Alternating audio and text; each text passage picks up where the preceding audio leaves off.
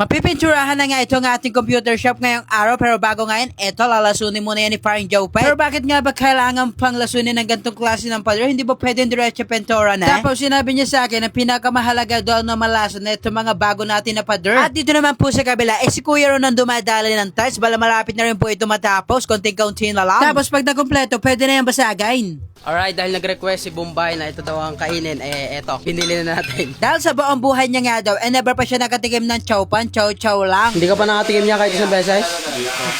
Ngayon pa lang sa buhay mo? Tikman mo na.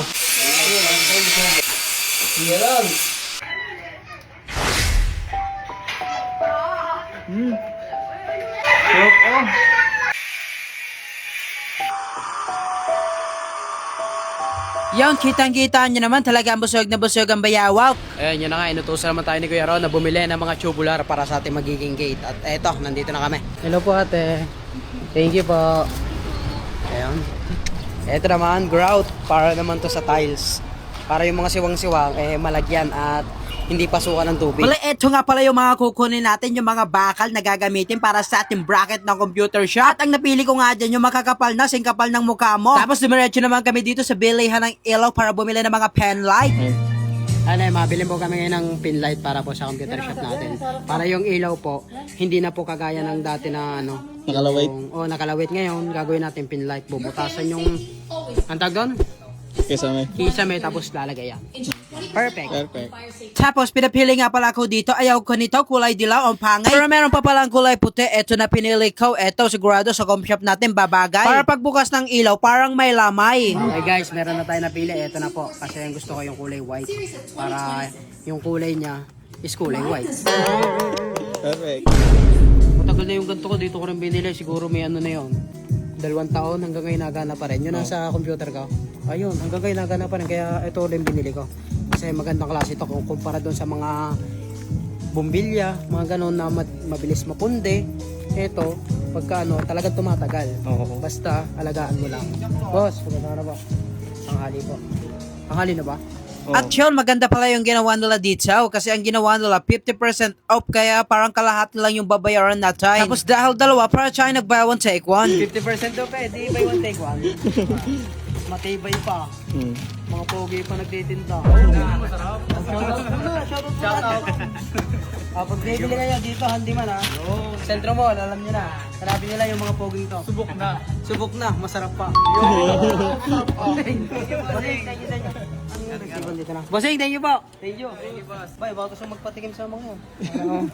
At pagbalik nga nila dito, ayaw, winawal din na nga pala itong kakapitan ng bakal ng ating gate. Tapos ang ginawa dito nila Bombay, ay sila na naglagay ng grout para talaga mapabilis yung ating gawa. Tapos dito naman sa labas, sumusukat na nila at para malaman nila kung gaano kalaki yung magiging gate natin. Bali 2 doors lang pala yun. Pagkatapos nga masukat, eto naman, pumutol naman sila Kuya Ron at si Body Wrench ng mga backhoe. At eto na nga yung mga pinagpaputol nila, kaso lang mamaya pa nila gagawin yan kasi nga tanghalian na natin ngayon. Grabe, sobrang sarap ng ulam natin ngayon kasi nga ito ay pausit. Talaga namang napakababad na babad dyan sa mga sailay. Nalabas ko na kagad dyan para makalamo na ang ating mga manggagawa na talaga namang napakabalay. Kitang-kita nyo naman, talagang sarap na sarap sila sa pagkain natin. At kanina nga hindi nakakain si Diwata, nakatulog daw siya, kakatapos na lang daw magalaw. Wala, ito na nga pala yung mga bakal na kanina ay pinaghahati ni Kuya Ron. Ginagawa niya na yan, pinupulwal niya na para maging pentaw na. Hanga lang talaga ako sa gumagawa dito sa atin kasi tingnan niyo naman, napaka-perfect na ganyang pagkakagawa sa ating pentaw. If I'm not mistaken, Kuya Ron said he worked as a welder abroad for years, then came back to the Philippines and never left again. That's why he was so fucking good in this fucking shit welding. Pagtapos magawa itong ating unang pintaw, nilagay muna dito sa gilay. Kasi nga, diba, dalawa nga yung magiging pinto natin. So, ibig sabihin, kailangan pa nila ng gumawa ng ganito pang isa. Tapos, inutusan tayo ni Kuya Ron ulit na bumili nga nitong cylindrical para nga ito sa magiging pintaw natin. At ito, tama-tama nga naman yung binili natin kahit medyo malaki ng countay. At para kahit paano makatipid tayo, may nakita si Kuya Ron dito sa gilid na bakal at eto na nga lang daw yung gagawin niya bracket. Pagtapos yan, eto yung kinalabasan na mga ginawa niya, hatiin niya pa yung sa gitna para maging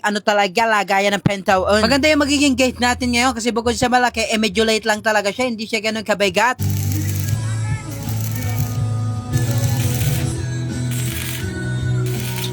Dahil ng mga nakaraan nga sobrang sarap ng merienda natin, gagawin natin ngayon, tigdadalawa muna silang tinapay tapos isang coke, okay na yon. At eto na nga mga buddy, talaga namang napakaganda ng bago nating gate. Bukod sa malaki, ilalagyan pa natin yan ng pinto na maliit sa gilid. Speaking of pinto na maliit dito sa gilid, eto, nilalagyan na nga nila Kuya Ron at sinusukatan na para malagay na rin ngayong araw. Bala sa ngayon nga mga buddy, bibitinin ko muna kayo. Ang mangyayari niyan, ganito lang kalaki ang ating gate para dual purpose siya. Pero kahit sarado yung malaking gate, merong bukasan na pasukan na para sa mga bata na magkukulay. Hanggang dito na lang, wag ka muna mamamatay, ho.